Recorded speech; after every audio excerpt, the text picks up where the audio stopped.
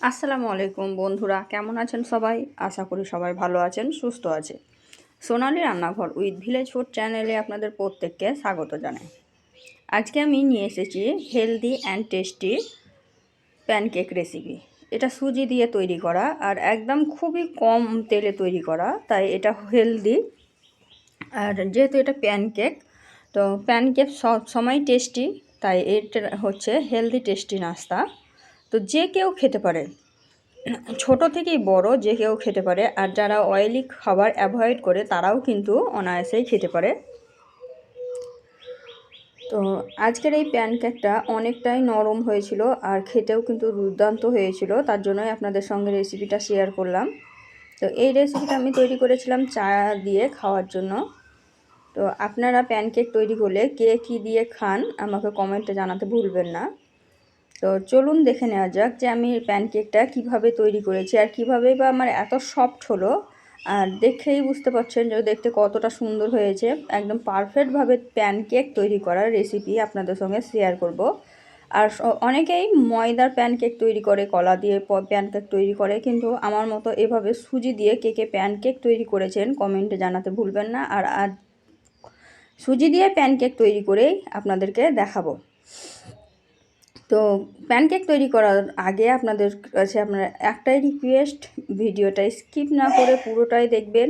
কারণ ভিডিওটা যদি স্কিপ করে করে দেখেন তাহলে কিন্তু আমাদের চ্যানেলে ক্ষতি হয়, তাই স্কিপ না করেই দেখবেন। তো চলুন দেখে নেওয়া যাক প্যানকেক রেসিপি। প্যানকেক রেসিপিটা তৈরি করার জন্য আমি এখানে একটা বাটি নিয়ে নিয়েছি। বাটির মধ্যে দিয়ে দিলাম একটা ডিম। আর এই একটা ডিম দিয়ে আমি প্যানকেকটা তৈরি করব। আপনারা চাইলে কিন্তু ডিম ছাড়াও তৈরি করতে পারেন। ডিম ছাড়াও কিন্তু অসাধারণ প্যানকেক তৈরি হয়, কিন্তু আমি ডিম দিয়েই তৈরি করেছি, কারণ আমরা ডিম খেতে পছন্দ করি, তার জন্য ডিমটা দিয়ে দিয়েছি। যারা ডিম খেতে পছন্দ করেন না বা যাদেরকে ডিমে গন্ধ লাগে বা যাদের ডিম খেতে পাবেন না, তারা কিন্তু বিনা ডিমেও তৈরি করে নিতে পারেন। ডিমটা স্কিপ করে দেবেন তাহলেই হবে। তো এই তো ডিমটা দিয়ে আমি ভালোভাবে ফেটিয়ে নিচ্ছি। তো প্রথমে ডিমটাকে ভালোভাবে ফেটিয়ে নিতে হবে যেন কোনো লাম্পস না থাকে। তো ডিমটা আমি ভালোভাবে ফেটিয়ে নিয়েছি। এখন আমি এর মধ্যে দিয়ে দেব চিনি। যেহেতু চিনিটাকে গলাতে হবে, তার জন্য আমি এখানে চিনি দিয়েছি। চিনিটা আমি খুব কম পরিমাণে দিয়েছি, কারণ খুব মিষ্টি প্যানকেক আমাকে ভালো লাগে না। তো চিনির পরিমাপটা আপনারা বুঝেই দিবেন। যারা একটু মিষ্টি খেতে চান তারা একটু মিষ্টি দিয়ে দিবেন, আর যারা একটু কম খেতে চান তারা একটু কম দিয়ে দিবেন। তো এই তো চিনি দিয়েও আমি আবারও ফেটিয়ে নিচ্ছি একটু ভালোভাবে। দিয়ে এখন আমি এর মধ্যে দিয়ে দেব একটু পরিমাণে সাদা তেল।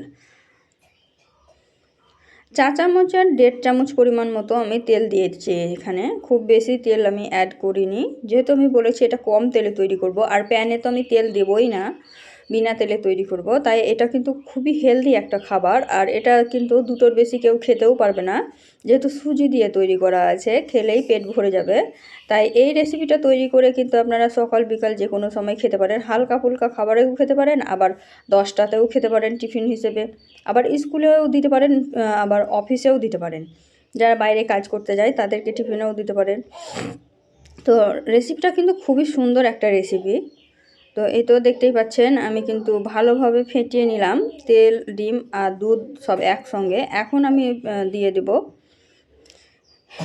চা চামচের 1 চা চামচ মতো ইস্ট। এখানে আমি মশলার চামচে দিচ্ছি, দেখুন এখানে 1.5 চামচ মতো আমি ইস্ট দিয়ে দিলাম। তো ইস্টটা দিলে কিন্তু তাড়াতাড়ি ফুলে যায়, খুব বেশি অপেক্ষা করতে হয় না, তার জন্য আমি দিয়েছি। আপনাদের কাছে যদি ইস্ট না থাকে তাহলে কিন্তু আপনারা একটু সময় নিয়ে তৈরি করবেন। তো যেহেতু আমার সময় ছিল না, তাই আমি ইস্ট দিয়েই তৈরি করেছি। তো এই তো ইস্টের বদলে কিন্তু আপনারা দই দিতে পারেন। তো এখন আমি দিয়ে দিলাম স্বাদ মতো লবণ। দিয়ে এর মধ্যে আমি দিয়ে দিচ্ছি হালকা কুসুম গরম দুধ। দুধটা আপনি আপনার আইডিয়া অনুযায়ী দিবেন, কারণ খুব বেশি দুধ দিলে কিন্তু পাতলা হয়ে যাবে। আর এখানে আমি 1 কাপ সুজি দিয়ে তৈরি করেছিলাম নাস্তাটা, তার জন্য কিন্তু আমি একটা আইডিয়া করে দিয়ে দিয়েছি। দিয়ে ভালোভাবে সব কিছু ফেটিয়ে নিচ্ছি। এই তো সব কিছু ভালোভাবে ফেটিয়ে নিলাম। এখন আমি সুজিটা দিয়ে দিব। তো সুজিটা নেওয়ার জন্য আমি এখানে একটা কাপ ব্যবহার করেছি। আপনারা যে কোনো ইত্যাদি নিয়ে নিতে পারেন, বাটিতেও নিয়ে নিতে পারেন। 1 কাপ সুজি দিয়ে কিন্তু অনায়াসে 4 জন খাওয়া যায়।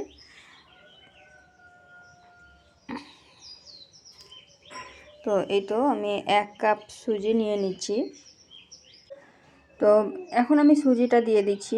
আর আপনারা যদি ভিডিওটি প্রথমবার দেখে থাকেন আর আমার চ্যানেলে যদি নতুন সদস্য হয়ে থাকেন, তো অবশ্যই আমার চ্যানেলটিকে সাবস্ক্রাইব করে দেবেন আর পাশে থাকা বেল আইকনটিকে প্রেস করে দেবেন। তাহলে আমার রেসিপির নোটিফিকেশনগুলো আপনাদের কাছে খুব তাড়াতাড়ি পৌঁছে যাবে, সবার প্রথমেই পৌঁছে যাবে। তো এই তো আমি এখন সুজি দিয়ে ভালোভাবে নাড়াচাড়া করে নিচ্ছি। নাড়াচাড়া করে আমি এখানে রেস্টে রেখে দেবো। যেহেতু সুজি এই দুধটা পুরোটাই টেনে নেবে, 1/2 ঘন্টা রাখতে হবে। খুব বেশি না রাখতে পারলে 15 মিনিটও রাখতে হবে। তাহলে আপনার সুজিতে ফুলে একদম সমস্ত দুধটা টেনে নেবে আর সুন্দর একটা ব্যাটার তৈরি হয়ে যাবে।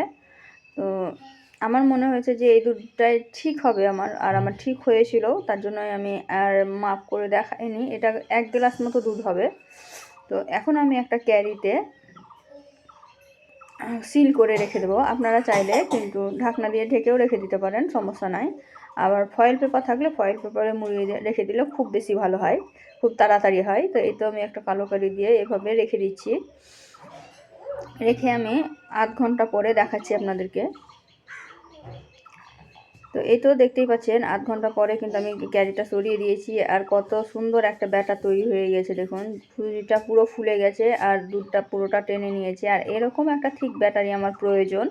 এর থেকে বেশি পাতলা হলেও হবে না আর এর থেকে বেশি ঘন হলেও হবে না। তো চলুন এখন আমি রেসিপিটা তৈরি করার জন্য যাই। তো এখানে আমি গ্যাসের চাপিয়ে দিয়েছি একটা প্যান। আর এই প্যানেই আমি যেহেতু তৈরি করে নেব, তার জন্য আমি আগে থেকে একটু ঘি দিয়ে ব্রাশ করে নিয়েছি। আপনারা চাইলে সাদা তেল দিয়েও করে নিতে পারেন।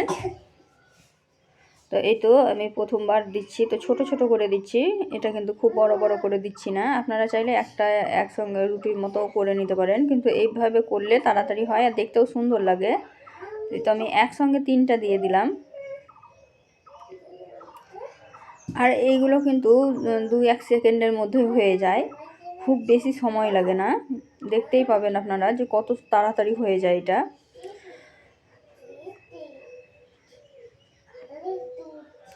তো আমার পুরনো বন্ধুরা তোমরা একটু লাইক করে ভিডিওটা দেখবে, পাশে থাকবে। আর যারা নতুন বন্ধু আছো এখন পর্যন্ত আমার চ্যানেলটিকে সাবস্ক্রাইব করোনি, তারা অবশ্যই আমার চ্যানেলটিকে সাবস্ক্রাইব করে দিবে আর পাশে থাকা বেল আইকনটিকে প্রেস করে দিবে।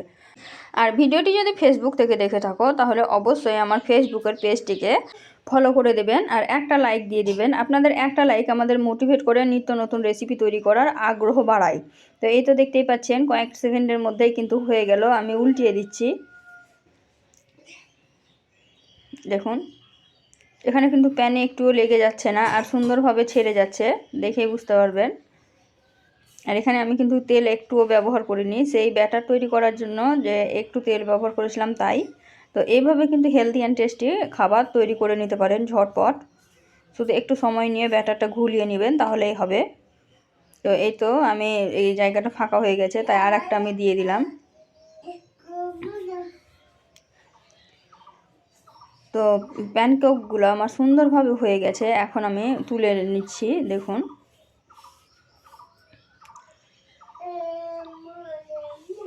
একটা প্লেট নিয়েছি আর প্লেটের মধ্যে এখন প্যানকেকগুলো আমি তুলে রেখে দেব। দেখুন কত সুন্দর লাগছে দেখতে।